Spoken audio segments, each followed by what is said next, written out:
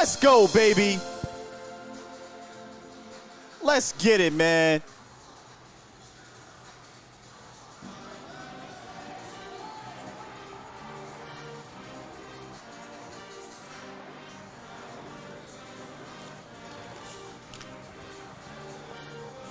My man.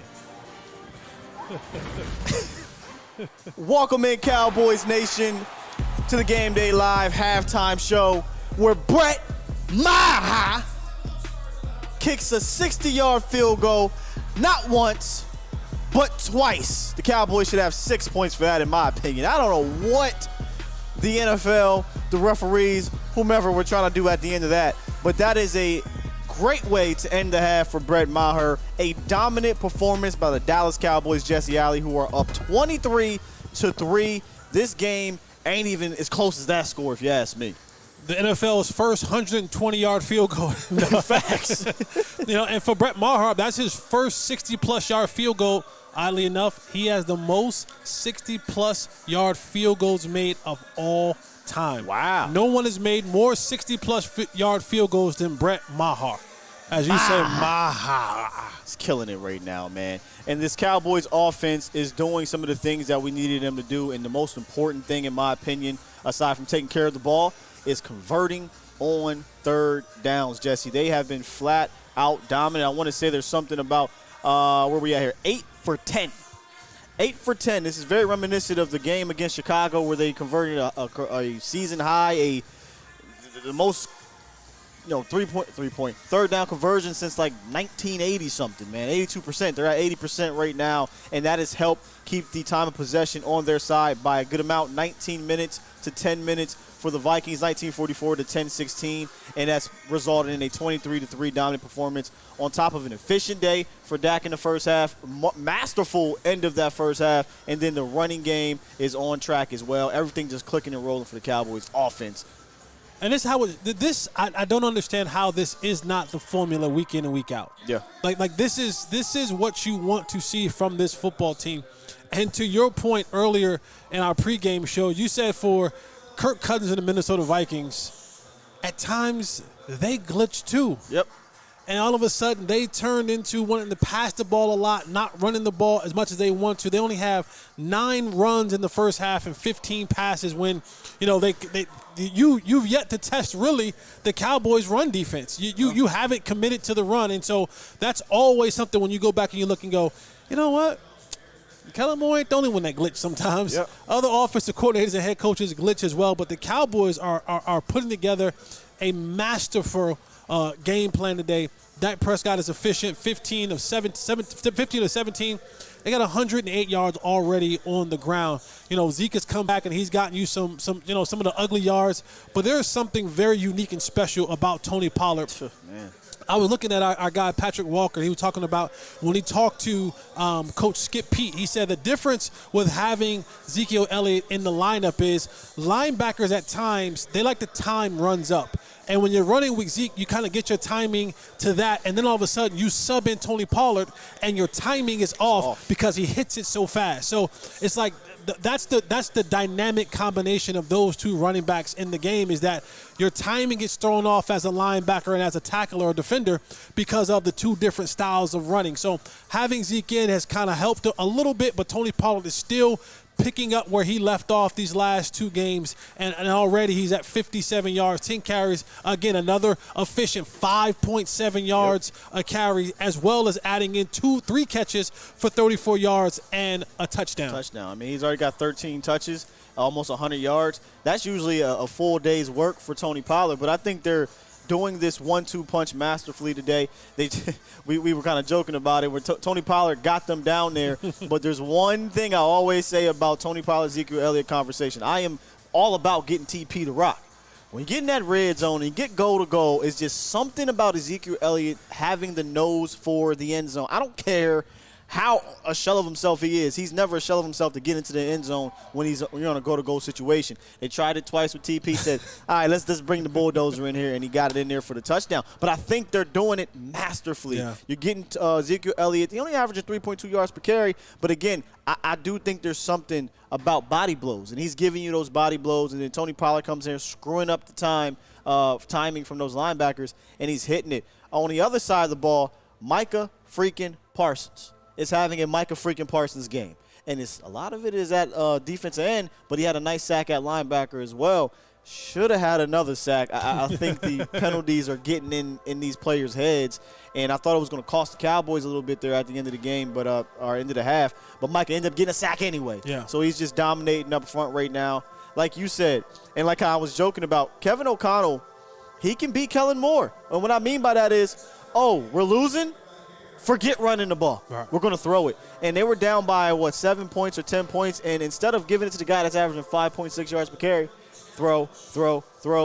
Thank you. Yep. Because Kirk Cousins is not Aaron Rodgers. So thank you. Yeah, and we talked about it also in the pregame show was, I had liked the Cowboys to play more zone. And for me, when you're playing more zone, that means Kirk Cousins has to read through his progressions, and you just can't go right away. Because when you come to the line of scrimmage and you have your pre-snap look, you look out there and you go, oh, there's man-to-man, then I'm going to Justin Jefferson right now, or I'm going here right now.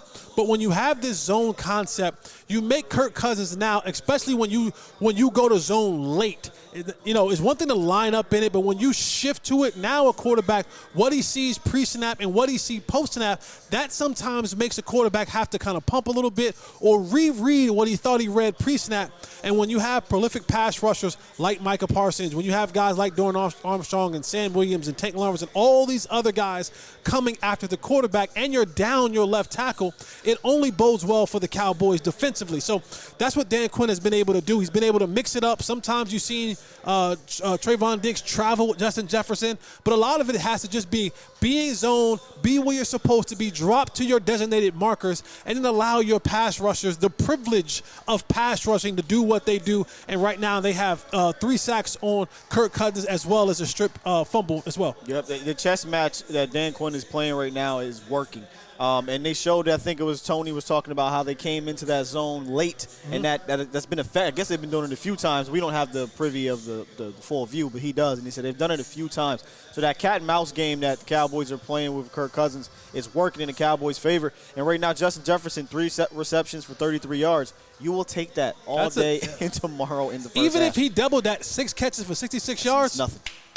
I'm good. Most likely you've blown them out. Now, with the Cowboys up 23-3, they're likely going to come out here and throw the ball over the park. God, once again, good. Thank you.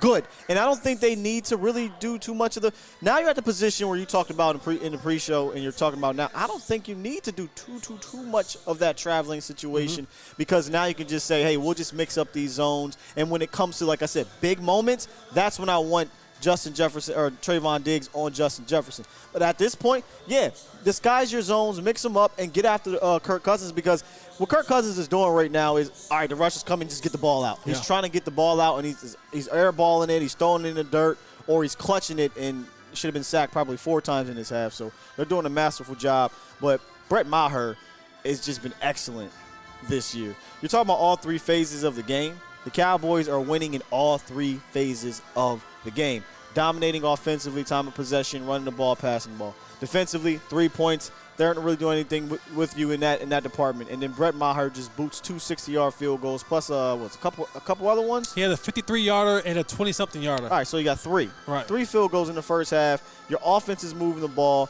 This is literally what you wanted this team to come out and look like after you're getting embarrassed in the fourth quarter in overtime up in Green Bay. No, you're absolutely right, and they're definitely putting on their best face today. And I said it to you. This should be who the Cowboys are.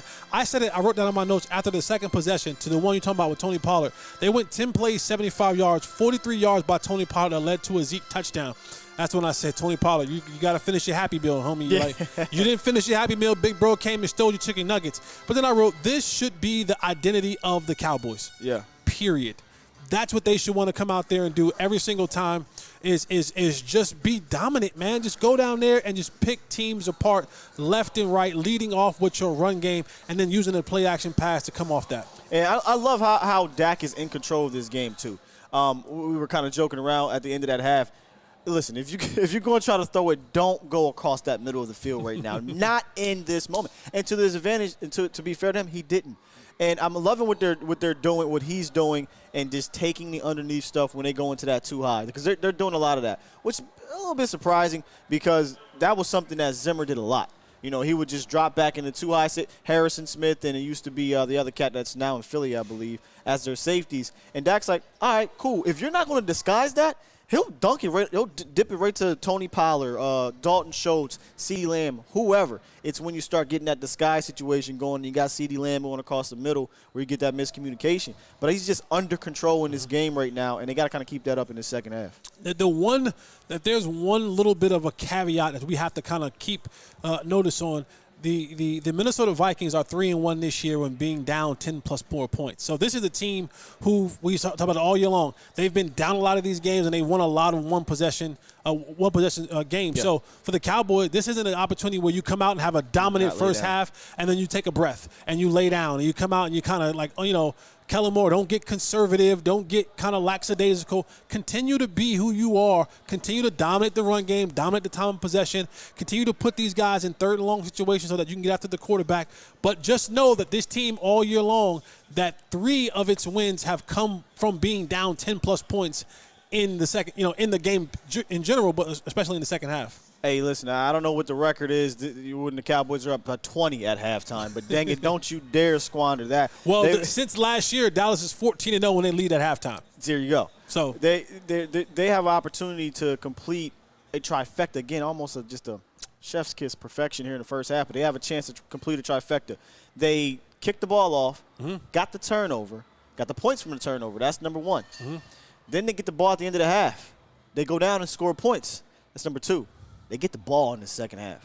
They got a chance to complete a trifecta that could essentially put this game away. I understand these are kind of cardiac Vikings, and this is kind of why I believe the Cowboys get the victory. At some point, 7 in a row, 1-point games and all these comebacks, that's really not sustainable. Right. At some point, you have to show that you're better than a certain team. And coming into this game, I talked about it all week, from every statistical standpoint, DVOA, whatever, it really is. It sounds crazy because they're 8-1, but they really were in the middle of everything. There was nothing that they did great. They just were a scrappy team that finished, right? And that's cool. Like, you want to be able to finish, but at some point you're going to run into a team that's just as good or more talented than you, and then the Eagle game can happen or potentially this Cowboys game can happen. And make no mistake about it, Dallas is definitely as talented, if not more, some would say, than the Minnesota Vikings. It's just a matter of going out there and improving it. Yep. And they're doing that right now. So Dallas has to come out in this second half, in my opinion, put points on this board and put these boys away. Yeah, you come out and you get a touchdown right here and you go up 30-3. I think that pretty much seals the deal